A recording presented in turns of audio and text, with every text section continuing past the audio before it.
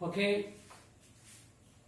तो question number 17 तक आप कर चुके हैं और क्वेश्चन नंबर 18 देखें आपके सामने है, जो एक इंपॉर्टेंट केस भी है, यानी केस ऑफ इक्विलिब्रियम। अब अगर इंटर एटॉमिक डिस्टेंस या inter molecular distance of equilibrium की बात की जाए तो आपसे यहां कहा जा रहा है कि potential energy of particle U is equal to A divided by R cube minus B divided by R square, where A and B are constant। तो पोटेंशियल एनर्जी दी गई हो और इक्विलिब्रियम की पोजीशन पूछी जा रही हो, तो at equilibrium net force acting on the particle और system of particle is zero, यानी सिंपली आप कर सकते हो for equilibrium F is equal to minus du by dr is equal to zero. आप du by dr यहां से निकाल लो, तो a divided by r cube minus b divided by r square, so du by dr की value हो जाएगी minus 2a into r to the power minus 3। अब माइनस माइनस प्लस हो जाएगा into b r to the power minus 2, that should be equal to zero. अगर ये zero हो जाए तो वही इक्विलिब्रियम पोजीशन होगी। तो आपने जब सिंप्लीफाई किया तो ये 2a डिवाइडेड बाय r बराबर b की value I, hence equilibrium position at distance r बराबर 2a डिवाइडेड बाय b, ये इक्विलिब्रियम पोजीशन है। यहां पर पोटेंशियल एनर्जी और net force at distance r बराबर 2a डिवाइडेड बाय b क्या होगी, जीरो, और potential energy will be minimum. ठीक है, अब ये इक्विलिब्रियम या तो स्टेबल होगा या अनस्टेबल होगा और या न्यूट्रल होगा। तो पॉजिटिव साइन, नेगेटिव साइन, ये रिप्रेजेंट करता है स्टेबल और अनस्टेबल इक्विलिब्रियम का। तो for question number 20 which is AIPMT 2011 का क्वेश्चन है, इसे देखें आप। तो FT ग्राफ के क्वेश्चन पहले कर चुके हैं। FT यानी मोमेंटम से जुड़ा हुआ है, impulse is equal to change in momentum is equal to F into delta t. अब इस क्वेश्चन में फोर्स और डिस्प्लेसमेंट ग्राफ दिया गया, तो आप जानते हो work done is nothing but dot product of force and displacement method. So graph सीधे दिया गया है, 3 से 7 सेकेंड तक रेक्टेंगुलर है और रेक्टेंगल का एरिया क्या होता है, a इंटू बी। तो सिंपल कॉन्सेप्ट क्या है, Fx यानी फोर्स डिस्प्लेसमेंट ग्राफ का एरिया ही रिप्रेजेंट करता है how much is the work done. So for square shape एक एक्स पर मतलब फोर्स है 2 न्यूटन और डिस्प्लेसमेंट है 3 to 7 यानी 7 माइनस 3 प्लस 3 से आगे तक 12 सेकेंड तक, 7 से 12 सेकेंड तक right angle triangle. Right angle triangle का एरिया क्या होता है, हाफ ए बी, ये राइट एंगल ट्रायंगल का एरिया, और a इंटू बी ये रेक्टेंगल का एरिया। तो हाफ इंटू 2 फोर्स है मैक्सिमम, और 12 माइनस 7 क्योंकि 7 से डिस्प्लेसमेंट 12 मीटर तक हुआ। तो ऐसे सिंप्लीफाई किया 8 plus 5 which is equal to 13 joule. ये क्वेश्चन नंबर 20 है। 19 कॉन्सेप्चुअल क्वेश्चन, तो यू कैन सी दैट। उसी तरह से क्वेश्चन नंबर 21 और ऐसा ही क्वेश्चन आगे है क्वेश्चन नंबर 23। तो क्वेश्चन नंबर 21 पावर से हर तरह से क्वेश्चन है आपके सामने। तो power is proportional to b cube, वो भी आपको ध्यान में रखना है। अब आपसे कहा जा रहा है कि velocity of water through a jet is 2 metre per second and mass per unit length of water inside pipe is 100 kg per metre. तो आप ये जानते रहे, अगर पावर आपको बताना है तो how much is the mass per unit length into velocity का होल क्यूब, ये पावर। सो मास पर यूनिट लेंथ दिया गया सीधे 100 kg पर मीटर और वेलोसिटी 2 मीटर दी गई, इसका होल क्यूब तो कितना आया 800 वॉट, और यही करेक्ट आंसर है। तो mass per unit length of the water into velocity of water का होल क्यूब, ये पावर है।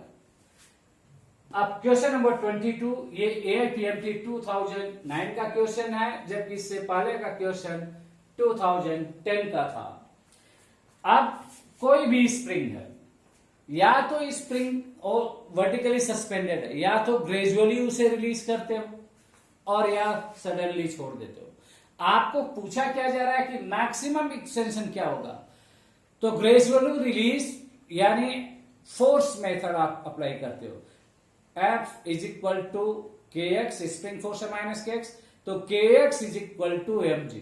ये तभी यूज कर सकते हो फोर्स मेथड जब ग्रेजुअल रिलीज हो स्प्रिंग का। लेकिन अगर स्प्रिंग को सडनली छोड़ देते हो, देन एनर्जी एनालिसिस यानी change in gravitational potential energy is equal to elastic potential energy. तो जब आपने m मास का ब्लॉक था, स्प्रिंग से अटैच था, और इसे आप रिलीज कर दें सडनली, तो ये x नीचे जाएगा, तो change in gravitational potential energy कितनी होगी mgx। और जितना चेंज ग्रेविटेशनल पोटेंशियल एनर्जी में होगा, उतनी ही इलास्टिक पोटेंशियल एनर्जी डेवलप होगी। तो दोनों चेंज क्या हो जाएंगे, नेट चेंज 0।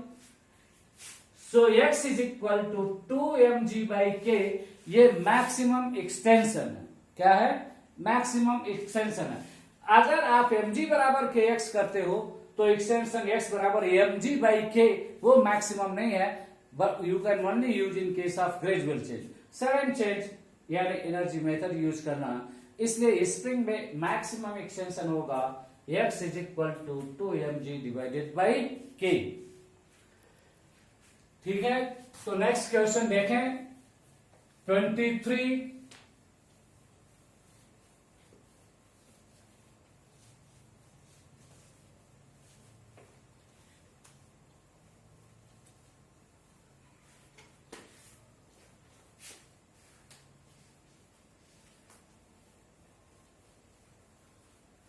क्वेश्चन नंबर 23 में आपसे यह कहा जा रहा, water is pumped out through a jet,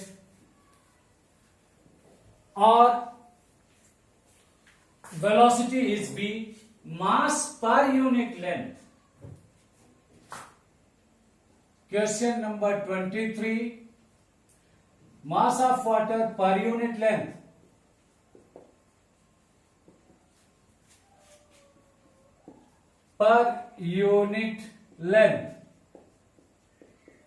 is equal to m. This is pumped through a jet which is with velocity v. तो rate of change of mass, rate of change of mass of water, that is mass per unit length, ये दिया गया है, into suppose water चलता है distance x divided by time t, ये rate of change of mass है, and this equals to velocity. तो displacement divided by time is equal to mass into velocity. So rate of change of kinetic energy, और ये पूछा जा रहा है rate of change of kinetic energy, से this is m dash,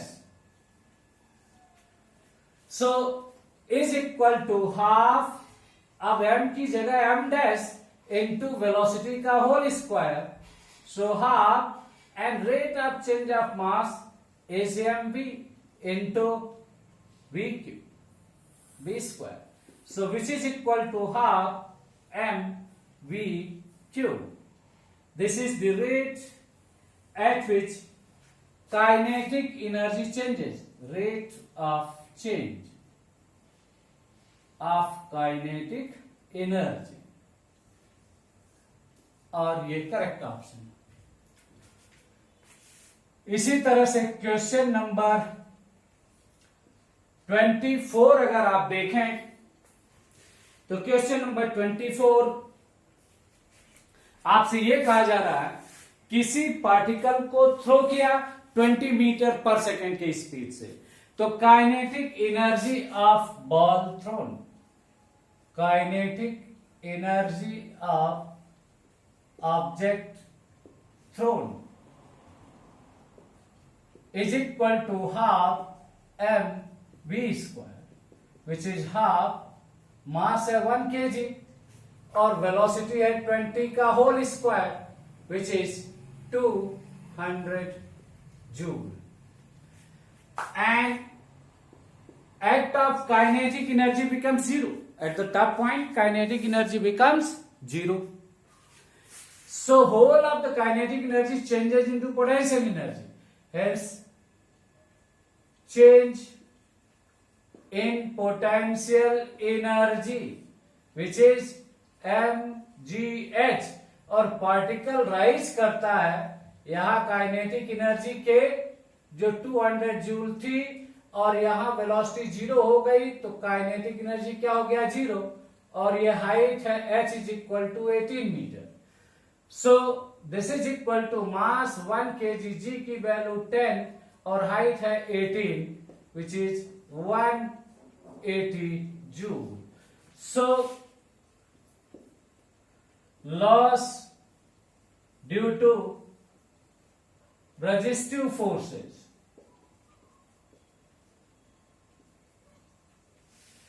अब अगर जितनी काइनेटिक एनर्जी थी पूरी पोटेंशियल एनर्जी में चेंज हो, इसका मतलब फोर्स ऑफ फ्रिक्शन नहीं है, रेजिस्टिव फोर्स नहीं है. So 1 that is 200 kg kinetic energy minus potential energy that is 180 which is equal to 20 joule. So 20 joule is lost in the form of potential against the force of friction, which is resistive force. ठीक है.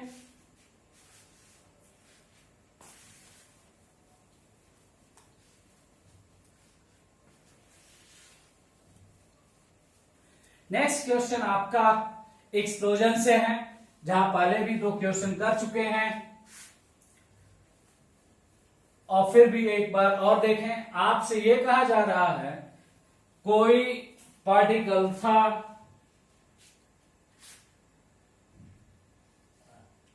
और ये explode हुआ. Explosion के बाद 1 kg का particle है that is going with velocity 20 metre per second, और 2 kg का पार्टिकल है that is going with velocity 8 metre per second. And third part,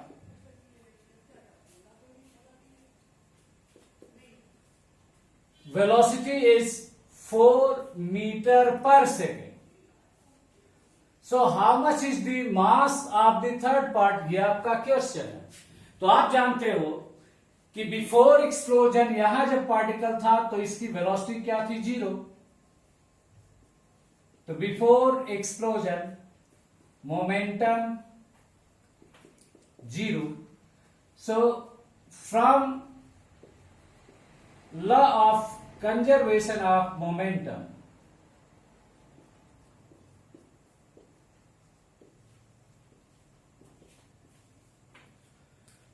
after collision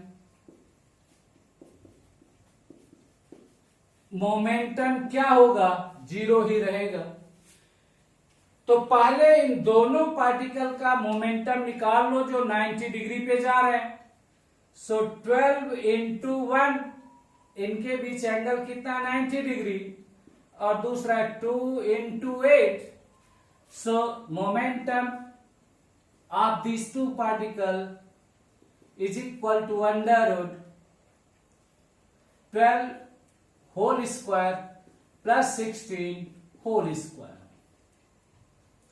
which is equal to 20 kg metre per second. अब third particle का भी momentum उतना ही होगा। Third part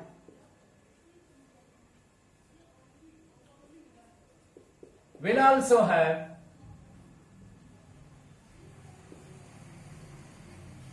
same momentum. Say momentum is going to be 4, ये velocity into से mass कितना है m kg. So 4 into m has to be equal to 20. Hence mass of the particle is 20 divided by 4 is equal to 5 kg. ये third particle का मास होगा।